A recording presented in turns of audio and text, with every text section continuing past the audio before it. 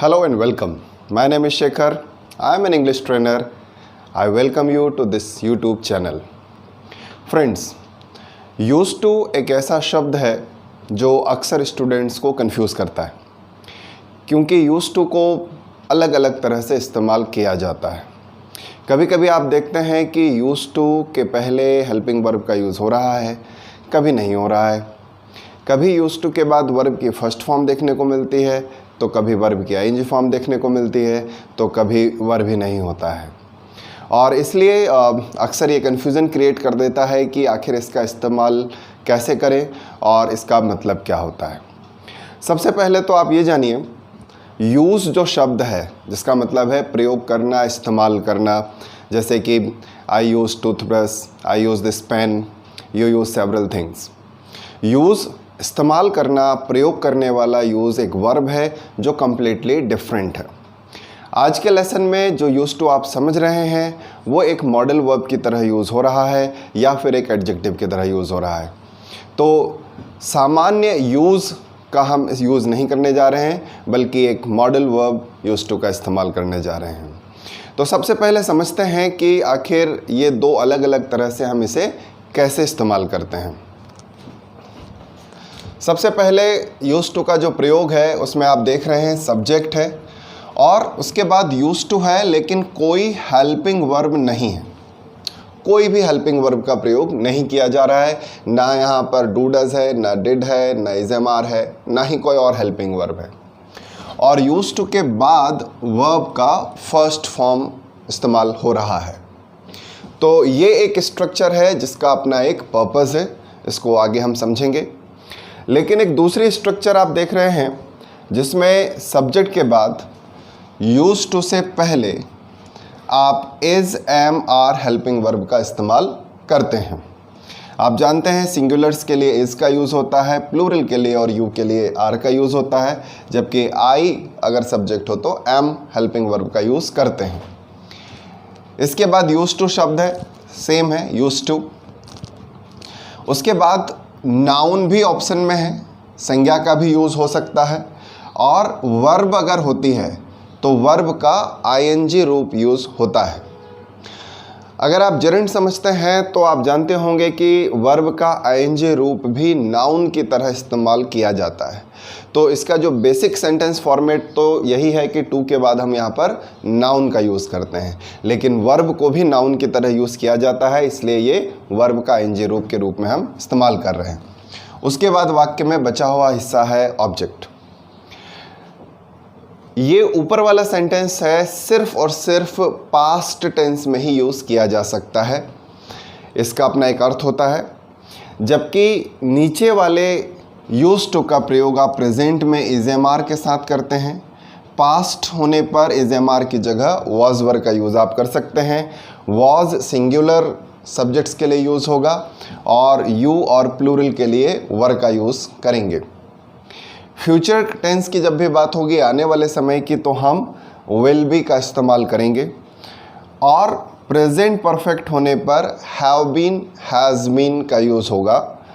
Past perfect होने पर had been का यूज़ होगा। तो यूज़ टू से पहले ये सारे हेल्पिंग वर्ब्स इस्तेमाल किए जा सकते हैं इस पर्टिकुलर पैटर्न में। ऊपर वाले पैटर्न में कोई हेल्पिंग वर्ब का यूज़ नहीं हो रहा है।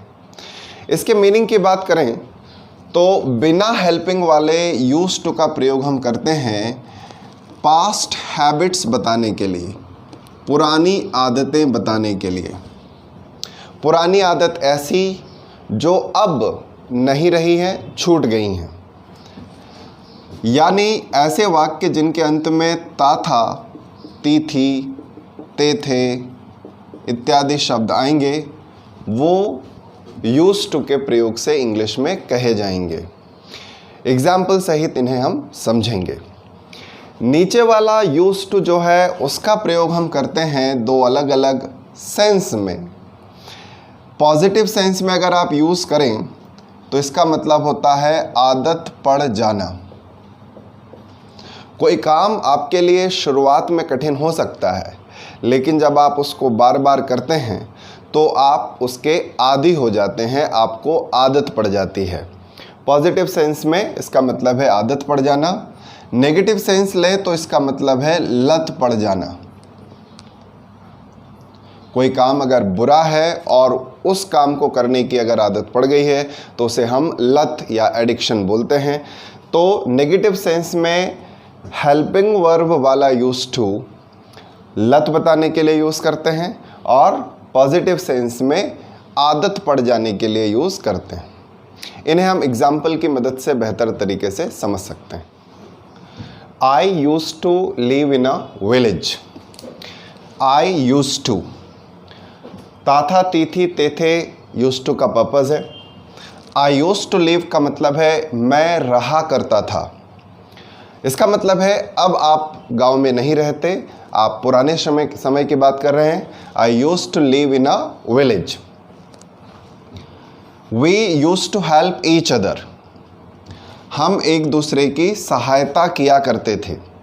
वी यूज टू हेल्प, हम सहायता किया करते थे। ताथा तीथी तेथे इसका पर्पज़ है, आप देख रहे हैं। The British use to rule in India. जब हम किसी नाउन के आगे द लगाते हैं तो ये उसकी एंटायर कम्युनिटी की बात करता है। तो द ब्रिटिश यानी कि अंग्रेज। कुछ लोग यहाँ पर ब्रिटिशर्स बोलते हैं, वो भी सही है, लेकिन ये भी एक तरीका है। तो the British use to rule in India, अंग्रेज भारत पर राज करते थे, अब नहीं करते हैं। अब नहीं के लिए आप यूज़ कर सकते हैं बट नो लॉन्गर नाउ। इन सारे सेंटेंसेस में अगर आप एक एडिशनल बात कहना चाहें कि लेकिन अब नहीं, तो आप बट नो लॉन्गर नाउ का यूज़ कीजिए। देखिए, हमारे देश में एक शहर है चेन्नई, उसका पहले नाम था मद्रास होना। तो हम बात कर रहे हैं चेन्नई मद्रास हुआ करता था। Chennai used to be Madras. To के बाद वर्ब की फर्स्ट फॉर्म आनी चाहिए, be as a main verb यहाँ पर यूज़ किया जा रहा है। एंड लास्ट एग्जाम्पल में Hari used to have toys. Have का मतलब होता है किसी के पास होना।